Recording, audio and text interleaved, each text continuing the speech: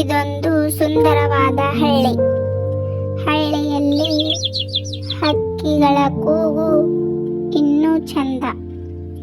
ಬೆಳಗಿನ ಕಿರಣಗಳು ಹಳ್ಳಿಯ ಮೇಲೆ ಬೀಳುತ್ತಿವೆ. ತನ್ನ ಮನೆಯಿಂದ ರೈತ ರಮೇಶ್ ಹೊರಬಂದ.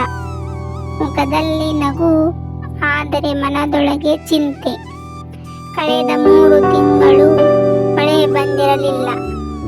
ರಮೇಶನ ಹೊಲ ಬತ್ತಿ ಹೋಗಿತ್ತು. ಹಳ್ಳಿಯ ಜನ ತಮ್ಮ ತಮ್ಮ ಕೆಲಸದಲ್ಲಿ ತೊಡಗಿದ್ದರು.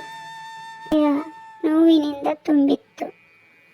ಈ ವರ್ಷವೂ ಹೀಗೆ ಹೋದರೆ ಮನೆತನವನ್ನು ಹೇಗೆ ನಿಭಾಯಿಸಲಿ ಎಂದು ಈತನ ಚಿಂತೆಯಾಗಿತ್ತು. ಆದರೂ ರಮೇಶ್ ಶ್ರಮಜೀವಿಯಾಗಿದ್ದನು. ಅವನು ಊಟ ಮುಗಿಸಿ ಹೊಲದತ್ತ ಹೊರಟ. ಹಾದಿಯಲ್ಲಿ ಹಕ್ಕಿಗಳು ಮೌನವಾಗಿದ್ದವು. ನದಿಯ ಹಳ್ಳ ಒಣಗಿದ್ದವು. ಹೊಲ ತಲುಪಿದಾಗ ಅವನು ಮಣ್ಣನ್ನು ಮುಟ್ಟಿದ. ಅದು ಬಿಸಿಯಾಗಿತ್ತು. ಆಗ ರಮೇಶ್, ಈ ಮಣ್ಣೇ ನನ್ನ ತಾಯಿ. ಮಳೆ ಇಲ್ಲವಾದರೂ ನಾನು ಬಿಟ್ಟುಕೊಡುವುದಿಲ್ಲ ಎಂದು ಅವನು ಮನದಲ್ಲಿ ಪ್ರತಿಜ್ಞೆ ಮಾಡಿದ. ಅವನು ಹತ್ತಿರದ ಹಳ್ಳದ ಬಾವಿಗೆ ಕೈಯಲ್ಲಿ ಬಕೆಟ್ ಅನ್ನು ತೆಗೆದುಕೊಂಡು ಹೋದ.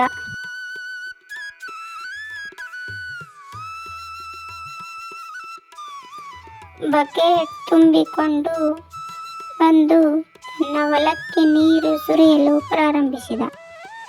ಬಿಸಿಲಿನ ತಾಪ ಹೆಚ್ಚಿತ್ತು. ಬೆವರು ಸುರಿಯುತ್ತಿತ್ತು. ರಮೇಶ್ ಬಿಡಲಿಲ್ಲ. ಆದರೂ ಸ್ವಲ್ಪ ಹೊತ್ತು ನೀರು ಸುರಿದು ಗಿಡದ ಕೆಳಗೆ ಸ್ವಲ್ಪ ವಿಶ್ರಾಂತಿಯನ್ನು ಪಡೆದುಕೊಂಡ. ಮತ್ತೆ ಹೊಲಕ್ಕೆ ನೀರು ಸುರಿಯಲು ಪ್ರಾರಂಭಿಸಿದ.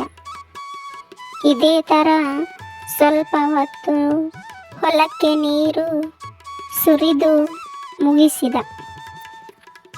ರಮೇಶ್ ಮನೆಗೆ ಬಂದ. ಮನೆಗೆ ಬಂದು ಹೊಲದಲ್ಲಿ ಮಾಡಿದ ಕೆಲಸದ ಬಗ್ಗೆ ಹೆಂಡತಿಗೆ ಹೇಳಿದ. ಆಗ ರಮೇಶನ ಮಗ ಗೋಪಿ ಕೇಳಿದ, ಅಪ್ಪ, ಬೆಳೆ ಮತ್ತೆ ಬರ್ತದ? ರಮೇಶ್ ನಗುಮುಖದಿಂದ ಹೇಳಿದ, ಗೋಪಿ, ಬಾಳಲ್ಲಿ ಪ್ರಯತ್ನ ನಿಲ್ಲಿಸಿದ್ರೆ ಮಾತ್ರ ಸೋಲು ಬರುತ್ತೆ. ನಾವು ಪ್ರಯತ್ನ ಮಾಡ್ತಾ ಇರುವವರೆಗೂ ನಂಬಿಕೆ ಇರಬೇಕು ಅಷ್ಟೇ ಎಂದು ರಮೇಶ್ ಮಗನಿಗೆ ಹೇಳಿದ. ರಾತ್ರಿಯ ಸಮಯದಲ್ಲಿ ರೈತ ರಮೇಶ್ ಮನೆಯ ಹೊರಗೆ ಬಂದು ಕುಳಿತುಕೊಂಡ.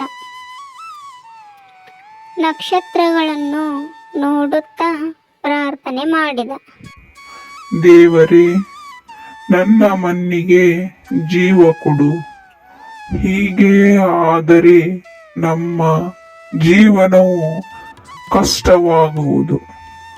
ನಮಗೆ ದಯಪಾಲಿಸು ದೇವರೇ ಎಂದು ತನ್ನ ಪ್ರಾರ್ಥನೆಯನ್ನು ದೇವರಲ್ಲಿ ಬೇಡಿಕೊಂಡ. ಒಂದು ದಿನ ಅಕಸ್ಮಾತ್ ಗಾಳಿ ಬದಲಾಯಿತು. ಬಿಸಿಯ ಗಾಳಿಯ ಬದಲು ತಂಪು ಗಾಳಿ ಬೀಸಲು ಪ್ರಾರಂಭಿಸಿತು. ಮೋಡಗಳು ಕವಿದವು. ಹಳ್ಳಿಯ ಜನ ಹೊರಗೆ ಬಂದು ಆಕಾಶದತ್ತ ನೋಡಲು ಪ್ರಾರಂಭಿಸಿದರು. ಟಪ ಟಪ ಮೊದಲ ಮಳೆ ಹನಿ ಶುರುವಾಯಿತು. ಆ ಹೊಲಗಳು ಮತ್ತೆ ಜೀವಂತವಾದವು ಎಂದು ಖುಷಿಯಾದರು.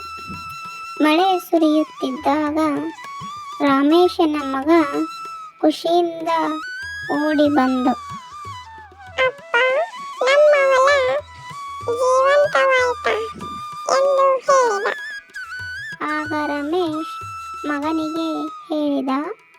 ನೋಡು ಗೋಪಿ, ಜೀವನದಲ್ಲಿ ಏನಾದರೂ ಕಷ್ಟ ಬಂದರೂ ನಾವು ಹೋರಾಡಬೇಕು. ನಂಬಿಕೆ ಮತ್ತು ಶ್ರಮ ಯಾವಾಗಲೂ ಫಲ ನೀಡುತ್ತವೆ. ಮಳೆ ತೇವದಿಂದ ಹೊಲ ಹಸಿರಾದವು.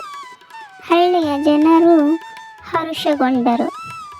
ರಾಮೇಶ್ ತನ್ನ ಮಣ್ಣಿನ ಮೇಲೆ ಪ್ರೀತಿ ಮತ್ತು ಶ್ರಮ ಹೆಚ್ಚಾಯಿತು. ಕೆಲ ದಿನಗಳ ನಂತರ ಹೊಲದಲ್ಲಿ ಹಸಿರು ಬೆಳೆಗಳು ಕಾಣಿಸಿಕೊಂಡವು. ರಾಮೇಶ್ ಅವುಗಳನ್ನು ನೋಡಿ ಸಂತೋಷನಾದನು. ಅವನು ಮಗನಿಗೆ ಹೇಳಿದ, ಈ ಮಣ್ಣಿನಂತೆ ನಮ್ಮ ಮನಸ್ಸು ಬತ್ತಬಾರದು. ಪ್ರೀತಿಯಿಂದ ಮತ್ತು ಶ್ರಮದಿಂದ ಅದನ್ನು ತೇವಗೊಳಿಸಿದರೆ ಬದುಕು ಹಸಿರಾಗುತ್ತದೆ ಎಂದು ಮಗನಿಗೆ ಹೇಳಿದ. Thank you for watching.